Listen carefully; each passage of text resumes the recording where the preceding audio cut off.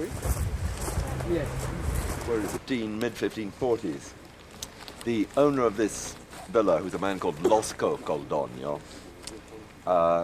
filing his tax returns, asked for tax relief because he says he's got a lot of land at Caldogno, but he hasn't got a villa, and that he's having to spend 800 ducats in building the villa.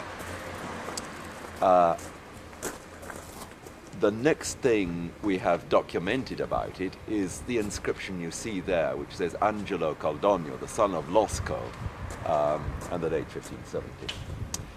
If you look at the plan, which isn't a fully fashioned Palladio villa plan, but something rather simpler, without the same differentiation of shapes and sizes of rooms, just the loggia at the front and the central hall, it looks as if the earlier villa has been adapted by Angelo round about 1570, and that the earlier one quite probably not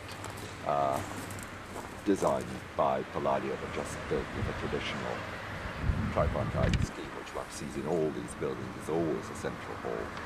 The central hall itself is not vaulted, unlike the greater part of the Palladio villas, and I would imagine that Palladio's main contribution would have been the insertion of that loggia, the tying together of the outside with the banding and designing of the window frames, possibly replacing earlier window frames.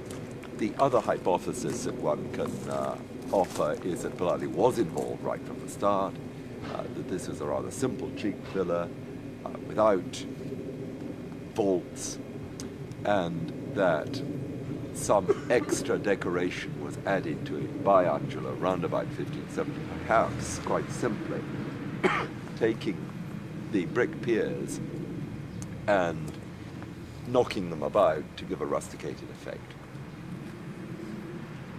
That's the same technique that we've seen in Palazzo Tieni, where you simply hit the brick with a big hammer, and then you cover it over with the marmarino blast, and it looks like rusticated stonework. The villa is interesting also for the painted decoration in the interior, with scenes of villa life which give one a very immediate sense of how people use these villas for parties, for dinner, for listening to music, and so on. And the people represented do appear to be the members of the family. Wolfgang, would you like to add anything about the decoration? I have only questions for it. I have not to say that this is not my field. But the question is regarding the painted surface here. The niches, and above you have the, what's that in English, Eierstab, the Cymation. The painted elements in the pediment. Just additions a little bit of detail. Yes, of detailing done by a painter. And I remember two hypotheses.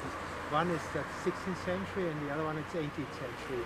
But at the moment I'm not informed about this. For me, it looks like 16th century there. For me too.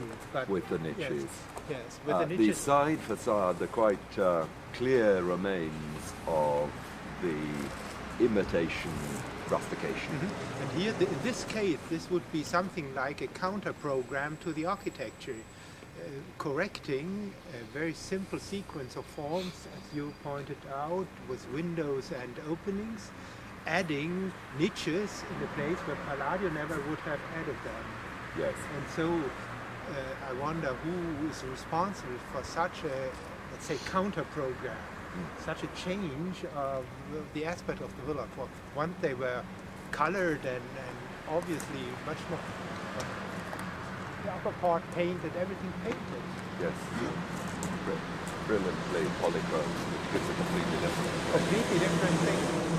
An antique general detail of the and a detail of the restoration, how that's done. And then going out onto the street to do a detail of the work.